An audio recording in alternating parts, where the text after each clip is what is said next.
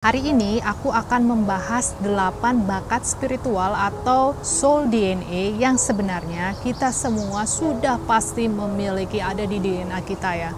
Jadi mungkin nggak 8-8-nya ya, tapi salah satu dari apa yang aku sebutkan, aku yakin teman-teman pasti punya. Bedanya itu ada yang aktif, ada yang nggak aktif, alias kita belum menjadi the one atau the chosen one. Kalau kita nonton film The Matrix itu kita belum jadi Neo karena kita masih tertidur ya, atau masih mengikuti program itu otomatis, NPC ya, non-player, what is it, karakter, pokoknya ngikut-ngikut aja program tersebut. Nah, aku akan kasih tahu sedikit tentang The Matrix. Jadi The Matrix itu bukan sesuatu atau sebuah golongan yang bertujuan menyakiti kita, itu bukan, tapi dia lebih kayak sebuah sistem otomatis. Kalau kita anggap kita main game nih, nah dalam game itu ada sebuah peraturannya kan. Nah peraturannya ini yang dinamakan 12 Law of Universe ya, atau 12 hukum dari universe. Tahu ya semuanya, ada yang hukum sebab akibat, ada hukum the law of attraction, ada hukum the law of one atau hukum kesatuan, terus ada juga hukum getaran dan lain-lain. Pokoknya 12 hukum itu adalah program yang berjalan dalam permainan kita ini atau game kita yang kita mainkan. The Matrix itu adalah sistem yang menyelimuti atau berada di sekitar hukum 12 hukum ini yang arahnya nyelimur ya bahasa Jawanya, mengalihkan kita atau membuat kita jadi bingung, membuat kita tidak menjadi authentic ourselves atau menjadi seseorang yang the one itu tadi, atau menjadi the chosen one kalau bahasa The Matrix-nya itu, atau menjadi Neo itu ya. Sistem ini bikin kita jadi NPC itu tadi, non-player karakter. Jadi kayak robot itu, ngikut-ngikut aja. Ukraine sama Rusia, Ukraine, Rusia. Congratulations, you are now hackable animals. The most important thing to know about the 21st century is that humans are becoming hackable animals. You've probably heard many times that your smartphone can be hacked, your computer, your bank account, but the real game changer is that soon, at least some corporations and governments could hack your body and your brain too. Barcode di sini bisa terlihat. Jadi misalnya tadi Raffi habis disuntik itu masuk ke barcode. Oh Raf. Nah nanti ini masuk ke cold chain yang dikirim ke daerah. Di dalam cold chain yang ke daerah itu juga truk-truknya kita bisa lihat sampai di mana, nomor mobilnya apa, ada kejadian apa, kita beda. Kalau the one dia akan bisa melihat semua itu dan tidak akan ngikut-ngikut aja ya bah. So hari ini aku akan menunjukkan apa saja 8 bakat spiritual tersebut. Kalau teman-teman suka aku mau bahas lebih banyak lagi dengan The Matrix, bagaimana cara kita bisa keluar dari The Matrix, atau sebenarnya bukan keluar dari The Matrix, tapi keluar dari program itu dan menjadi diri kita yang authentic ourselves, kita memproklamasikan atau mengambil kembali kedaulatan atau kebebasan kita secara utuh sebagai human being dengan segala kekuatan yang akan aku sebutkan saat ini ya. Nah, untuk masalah The Matrix-nya kapan-kapan aku akan bahas, right? Nah, golongan yang pertama itu adalah free spirit. Biasanya orang-orang yang free spirit ini dia hanya hidup dengan mengikuti apa kata jantungnya, apa yang ada di dalam hati atau jantungnya itu.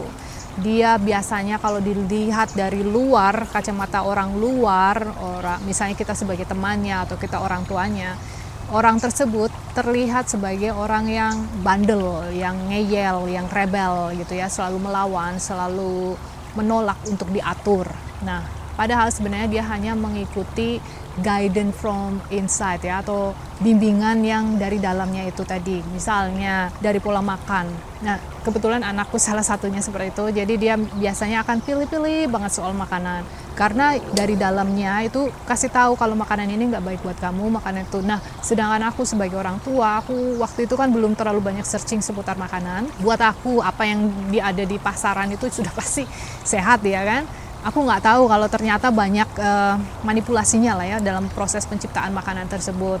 Bahkan yang sayur buah aja itu kan sudah dimodifikasi ya. Nah, aku kan nggak tahu. Intinya free spirit itu dia biasanya merasa nyaman untuk berada di zona outside comfort zone atau zona yang tidak nyaman buat dia. Dia oke aja. Dia suka selalu berkembang, maju terus. Nah, yang nomor 2 itu adalah the warrior. Warrior itu tentara ya. Seseorang yang punya misi menyerukan kebenaran. Dia biasanya suka demo-demo, terus suka ya menyerukan kebenaran, itulah yang apa kata orang di band nggak boleh diserukan kayak gitu. Dia ngeyel aja, tetap aja pokoknya menggunakan segala macam cara usaha. Mereka akan melakukan apa saja asalkan kebenaran. Nah, kebenaran ini sebenarnya agak-agak shady area atau abu-abu, karena benar buat satu orang ini belum tentu benar buat orang lain kan.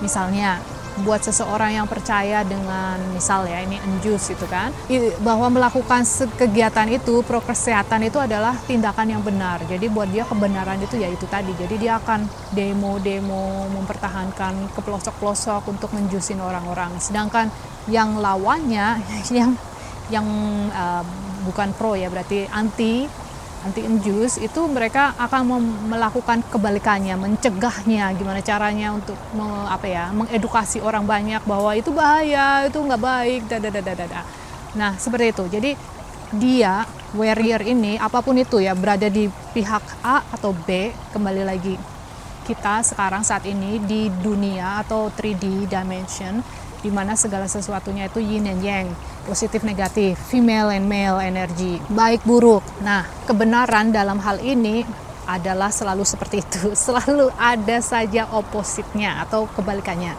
Alright, so ini nomor 2, warrior atau pejuang. Nah, yang ketiga itu adalah truth teller. Truth teller ini dia lebih suka untuk memberikan kebenaran. Kembali lagi, cuma dia bedanya, dia tidak akan ngoyo berjuang seperti warrior tadi, tapi dia lebih dalam bentuk karya atau blog atau YouTube atau teks, pergi ke satu orang untuk hanya menyebarkan sebuah kebenaran itu tadi. Balik lagi. Nah, yang nomor 4 itu adalah inspire influencer, atau bahasa Indonesianya itu seseorang yang menginspirasi dan menginfluen banyak orang. Biasanya bisa berupa artis atau model atau musisi atau segala sesuatu yang berhubungan di panggung, di muka banyak orang. Bisa jadi rockstar atau artis itu tadi ya. Nah, tujuannya dia adalah untuk memberi influence atau mempengaruhi banyak orang akan hal yang dia inginkan, apapun itu. Sebenarnya tujuannya itu kan adalah menyelamatkan manusia, umat banyak, untuk arahnya ke kesejahteraan atau menjadi jauh lebih baik. Cuma sayangnya banyak sekali dari influencer ini yang tujuan niatnya baik, tapi ujung-ujungnya akan jatuh atau ke arah yang salah ya. Ada 2 hal yang terjadi di sini. Yang pertama, dia sell out atau dibeli gitu ya. Banyak sekali, ini ada ceritanya ya. Kebetulan kami memiliki keluarga yang dekat dan berada di Hollywood juga kayak gitu ya. Masih orang terkenal lah pokoknya. Nah, jadi banyak sekali cerita yang masuk bahwa banyak sekali dari artis atau influencer terpaksa melakukan sesuatu atau mengatakan tidak benar atau sesuatu informasi yang salah karena demi keselamatan mereka atau demi uang atau apapun itu yang melandasi, yang membuat mereka harus melakukan hal itu. Pokoknya intinya mereka sell out itu ya. Atau sell out itu bahasa Indonesianya, aku dikomplain soalnya karena terlalu banyak bahasa Inggris. Sell out itu bahasa Indonesianya disogok ya, dibeli, terbeli. Nah, yang selanjutnya itu adalah declare. Nah, declare itu kalau di The Matrix biasanya disebutnya oracle, atau kalau di zaman dulu banget itu mereka akan pergi ke orang-orang seperti ini ya, declare itu untuk tanya sama dia, jenderal biasanya atau raja, kira-kira kita akan menang nggak ini dalam perang. Nanti terus orang ini akan melihat ke bola kristal, terus nanti dia akan kasih tahu, oh kalau kamu lakukan langkah ini, arahnya ke sini, penyerangannya seperti ini, kamu akan menang gitu. Nah, apa itu declare? Declare itu kan bahasa Prancis yang artinya jelas. Nah, clair itu sendiri banyak sekali ya, dari clairvoyant, bisa melihat. Melihat apa? Melihat sesuatu yang orang lain tidak bisa lihat. Melihat ke depan misalnya, atau melihat di sekitar mereka, atau melihat energi. Mungkin kalau orang zaman dulu ya, orang klinik itu bilangnya melihat hantu, padahal bukan hantu ya. Tapi energi aja, makhluk tak berwujud, ya mungkin hantu. Tapi tidak harus negatif. Makhluk tak berwujud ini banyak sekali jenisnya, nggak harus sesuatu yang negatif atau berada di vibrasi yang rendah ya. Segala sesuatunya itu kan semuanya adalah spektrum dari frekuensi atau getaran. Perbedaan getaran ini kan itu yang disebut dengan frekuensi itu tadi. Nah, kalau frekuensinya rendah mungkin disebut sebagai hantu. Kalau frekuensinya tinggi bisa disebut sebagai malaikat atau guru pembimbing kita atau ancestor kita, nenek moyang kita yang turun ke bawah membantu kita. Biasanya buat teman-teman yang sering melakukan healing atau teman-teman healer semua di sini yang sedang membantu orang lain. Aku banyak DM dari orang healer gitu ya. Mbak, aku suka membantu orang untuk membersihkan traumanya dia melalui metode ini dan itu. Tapi setiap kali aku melakukannya kok aku ngerasa merinding ya, atau bulu kuduku berdiri. Atau ya kayak gitu lah. Ini kayak aku sekarang nih, bulu kuduku berdiri juga. Nah, itu artinya apa ya? Nah, aku jelasin bahwa biasanya orang yang kamu obatin itu nenek moyangnya itu akan datang. Mereka senang karena akan diputuskan hubungannya atau karma yang terlalu berulang itu tadi itu kan. Atau bisa dibilang akan dilepaskan dari the matrix ya, programnya itu. Jadi dia orang yang disembuhkan itu akan menjadi the one kan ke depannya, atau seseorang yang autentik, yang sempurna. Nah, caranya itu adalah dengan kita hapus satu persatu trauma yang ada di badan itu ya, emosi yang terperangkap di badan itu. Nah, para healer biasanya dia akan merasakannya itu, atau bisa mungkin kalau dia itu clairsentient. Kalau clairsentient kan feel ya, bisa merasakan, tapi nggak bisa ngelihat. Nah, kalau dia itu clairvoyant kayak aku pasti melihat, nenekmu lagi di sini, atau kakekmu lagi di sini, atau entah siapa, atau entah cahaya apa gitu. Pokoknya aku bisa lihat. Nah, itu adalah the clair. Nah, the clair itu banyak sekali. The clairvoyant itu tadi bisa melihat. Clairsentient itu tadi yang curhat sama aku. Ini kayaknya kalau nggak salah beli deh, orang Bali atau G, aku nggak ngerti. Pokoknya dirimu itu clairsentient. Selamat ya, congratulations, at least ada satu orang yang tahu bahwa dia itu sebenarnya memiliki keahlian itu. Claircognition itu biasanya kayak peramal, jadi dia tahu aja, bisa ngelihat, bisa tahu, tapi prosesnya menggunakan intelek ya, atau menggunakan otak. Kalau clairsentient tadi dia menggunakan hati, feel, menggunakan rasa. Itu bedanya di sana. Nah, yang terakhir itu adalah clairaudience. Clairaudience itu dia bisa mendengar suara-suara yang orang lain tidak bisa mendengar. Hampir mirip seperti anjing. Anjing itu juga clairaudience. Dia bisa mendengar suara yang jauh sekali yang orang lain belum dengar, itu dia sudah bisa dengar. Terus salah satunya clairaudience itu biasanya dia tuh channeler atau channeling, bisa menjadi saluran. Channel itu kan saluran untuk sebuah consciousness atau sebuah kesadaran yang lebih besar dari dirinya untuk menyampaikan sebuah ilmu. Nah, contohnya itu adalah Abraham Hicks ya, atau Esther ya. Esther itu orangnya kan yang memiliki keahlian clairaudience itu tadi, bisa mendengar sebuah informasi kabruk masuk ke dalam dirinya, terus dia hanya jadi manusia, jadi kayak robot puppetnya lah ya, kayak boneka puppet untuk ngomong bla bla bla bla bla ke audiensnya dia atau ke orang-orang yang mendengarkan nasihat itu dari si Abraham. Abraham itu adalah sebuah consciousness atau sebuah kesadaran yang jauh lebih tinggi dari dia, dan dia bukan berarti satu orang ya, banyak orang entah berapa, yang pasti kayak gitu.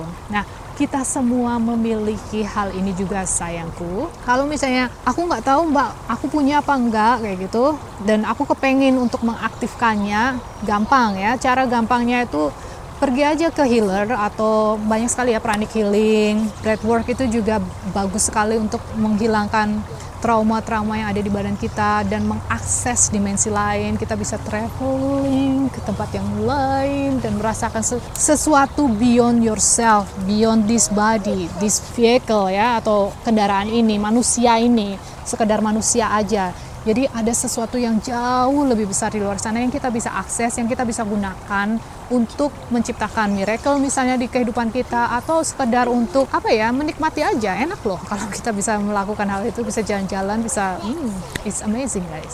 Nah, rencananya kedepannya aku akan menciptakan sebuah online course khusus untuk Mystic School ya, seputar hal ini. Tapi untuk saat ini yang sudah launching itu adalah Manifestation Mindset Masterclass, yang menurutku step awal itu kita bisa memanifestasikan kehidupan yang kita inginkan dulu. Kalau misalnya kita sudah aman, kita sudah memiliki uang, nggak struggling lagi cari uang atau bayar hutang dan lain, kita bisa venture atau bisa menjelajahi wilayah-wilayah lain yang lebih eksotik atau lebih ke mistik arahnya gitu kan. Nah, jadi tunggu aja. Tapi buat teman-teman Untuk saat ini Manifestation Mindset Masterclass sudah dibuka dan aku hanya membatasi untuk 1.000 student aja dengan harga yang aku tawarkan saat ini. Karena setelah 1.000 ini aku harus mau nggak mau ya upgrade websitenya ke 10.000 ya. Jadi dan itu biayanya lumayan dan pengelolaan di belakang layarnya juga lumayan. Nah, online kursusku ini beda dengan online kursus di luar sana. Yang pasti teman-teman kalau misalnya sudah nyobain semuanya yang di luar sana, tidak akan ada pengulangan kembali di online kursusku ini. Karena materinya beda, terus formatnya beda, sistemnya juga beda. Aku tidak menggunakan sistem Zoom call kayak gitu, tapi lebih ke website. Teman-teman bisa belajar sesuka hati kapanpun berulang kali.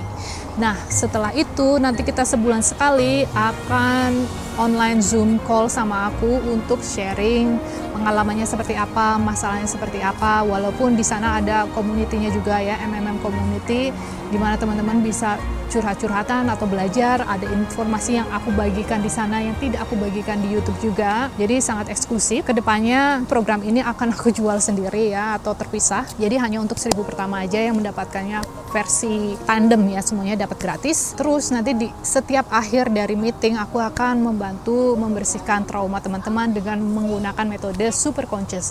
Super conscious itu adalah sesuatu eterik yang ada di sekitar kita ini yang kita bisa arahkan. Jadi aku akan menjadi channelnya atau mengarahkan untuk masuk ke diri teman-teman untuk membersihkan bagian-bagian yang diinginkan. Teman-teman nggak perlu curhat karena nanti kita rame-rame ya, bukan one on one ya. Nah, jadi aku hanya akan mengarahkan untuk pergi ke area di mana masalah yang ingin dihapus itu ada. Pokoknya nanti aku jelasin di sana aja, jangan di sini. Dan nanti aku akan mengirimkan super conscious untuk melakukan tugasnya, yaitu menghapus semua masalah itu. Nah, ini setiap bulan sampai bosennya aja. Kalau misalnya teman-teman, Mbak, aku udah selesai nih, aku udah nggak punya trauma, level kesadaranku udah naik, aku udah bisa merasakan lebih ringan dalam kehidupanku sehari-hari. Bye and thank you. Aku nggak akan silahkan. Jadi intinya aku tidak akan membatasi. Terserah teman-teman, kalau udah jelek sama aku, udah nggak mau lagi ngobrol sama aku, silahkan. You are on your own. Pokoknya intinya aku pengen teman-teman menjadi master dalam menciptakan keajaiban dalam kehidupan sehari-hari. Intinya itu ya.